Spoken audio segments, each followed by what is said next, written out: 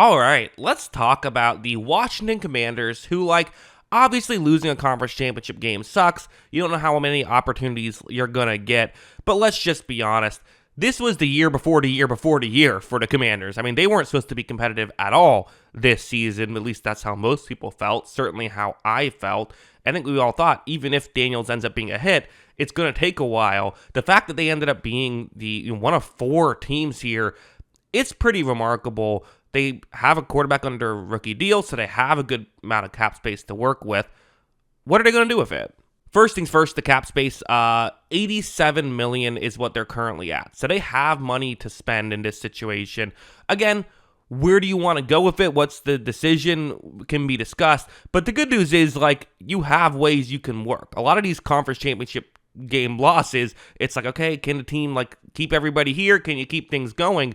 The interesting thing about the Commanders is they're completely on the upswing, and they should be okay. Interestingly, there are a couple players they could get rid of if they wanted to get more money. So these are three players that they could cut. The number next to their name is how many millions of dollars they would save by cutting them. Marshawn Lattimore, who I think is a really interesting player. So people kind of got on me in my preview when I said I didn't think he had been playing well. It was because he didn't give up a catch against the Lions, and I said I didn't think he was great in that game. I still don't, even though he didn't give up a catch. But as a whole, I watched him closely. I did not think he was great for the Commanders. Now, maybe the issue is just hey, let's not put him on the number one. Let's not have him try to cover A.J. Brown one-on-one anymore or Mike Evans one-on-one anymore. Let's just make it a little bit easier of a situation for him, and maybe he could be a really good number two instead of a number one who gets beat by A.J. Brown, because everyone gets beat by A.J. Brown.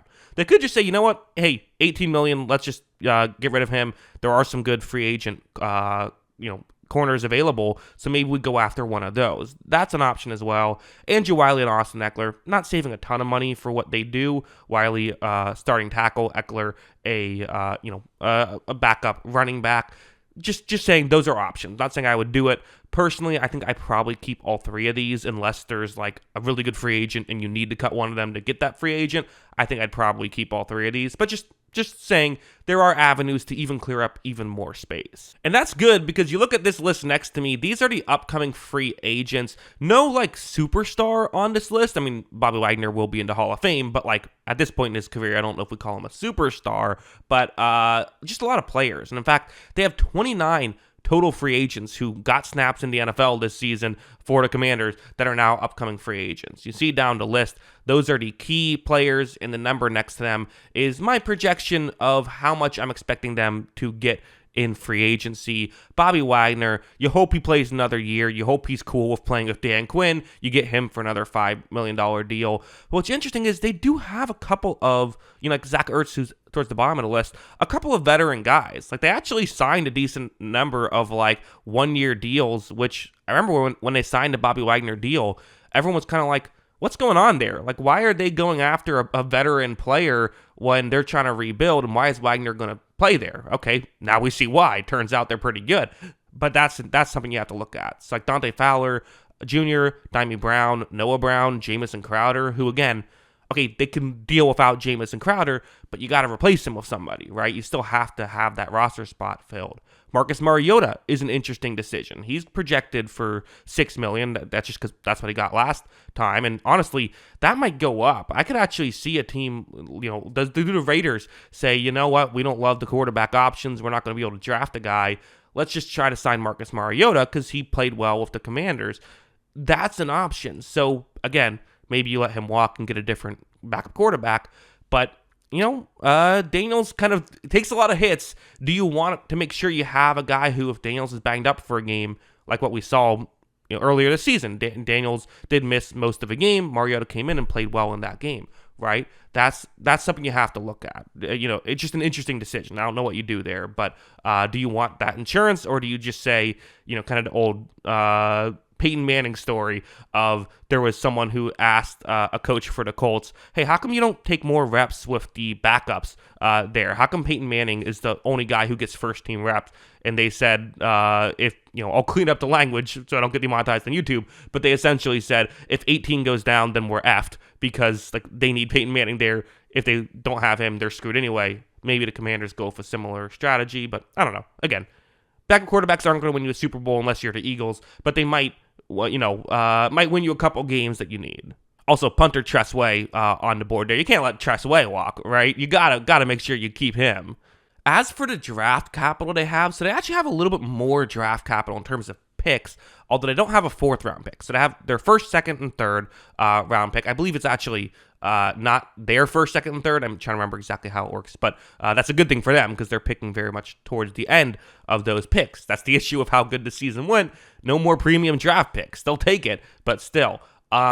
You have no fourth round pick, multiple fifths, a sixth, and then multiple sevenths. They got multiple sevenths from the Eagles in the Jahan Dotson trade. So, yeah, that's where they're at in terms of draft capital. You can add some pieces there and hopefully help fill out the roster because they do need depth just as much as they need, I think, some stars on defense. I do wonder what they do defensively. Do they go after a Javon Holland in the secondary, perhaps? Maybe a Khalil Mack? I actually would really like a DJ Reed signing. If he's available, I think he could be a really good corner that could help them out. He's played in a similar system and done well with the Jets. So, to me, I think that would be something that I would like. I think building that, you don't have to go after a superstar level player, but I think there's an option.